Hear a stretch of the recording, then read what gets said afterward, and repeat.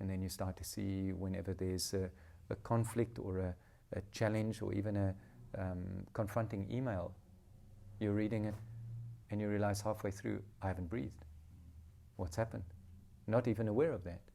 So something almost dissociates at that moment. It stops being in the body, looks at everything from afar, and as a result, what's in the body can't liberate.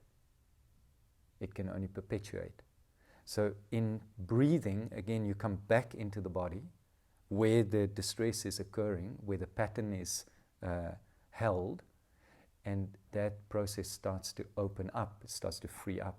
There's breath, there's awareness, there's continuity of awareness, there's sensation, and sensation is expressing as an arising, a wave arising, and a wave passing.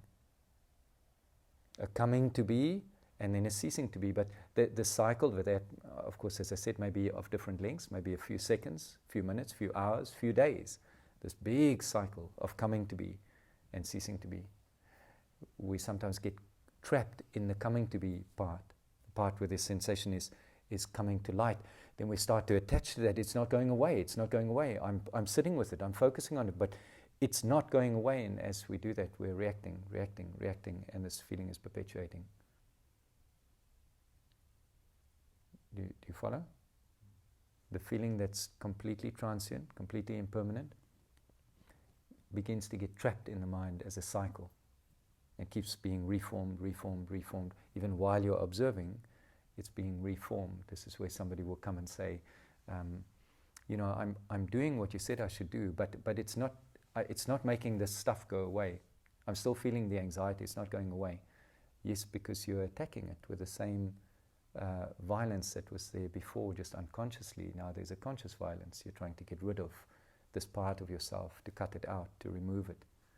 There's no change will happen internally, deeply internally, if you're perpetuating the approach to yourself as a violent approach, an aggressive approach, an approach to rid yourself of something, to clear the decks of your past, to resolve all your childhood issues. You're in the wrong place. You'll be here forever if you want to do that. It's not very exciting anyway. It's sort of a perpetual thing, a real struggle. So all you're doing is just reforming reactivity. Reactivity is a central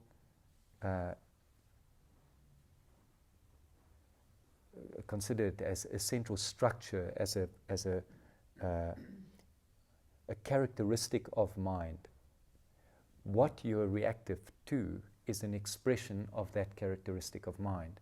If you get absorbed in what you're reactive to, and it doesn't take you to the characteristic of mind, you'll be forever absorbed in all the myriad of things that you're reactive to, including your past.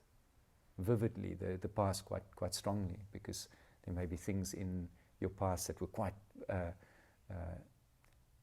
powerful on a sensory level. And so that's the expression of the central characteristic. But what you are drawing the attention to is the central characteristic. Doesn't matter what it reflects on. Doesn't matter where it's expressing.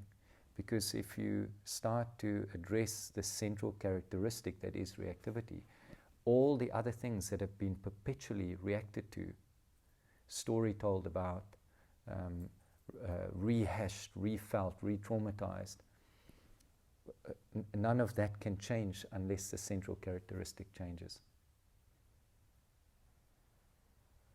That central characteristic isn't thought, it is thought based in that it's an accumulation of thought. It cannot be undone via more thinking, because thought is the reactive process. So there's a point where all of the information that you have and that you'll still be getting, you'll try to put together and do something with. You'll try to keep to the rules, the prompts, to use the tools correctly, and there'll be a point where none of that will do anything, and still you'll be feeling. And you'll realize that all of that was laying a foundation, creating a prompt to look at this process very differently, to approach it very differently. Because if you keep approaching it with thought, you will unfortunately keep perpetuating the reactive process that is thought or time. Okay? If you are particularly interested in the detail of this, more so than we went into on the in session 3, last week Friday, the group seminar, it's available online on Podia. That seminar covers in detail the reactive process, what happens, and explains again time, the time component, which is so important.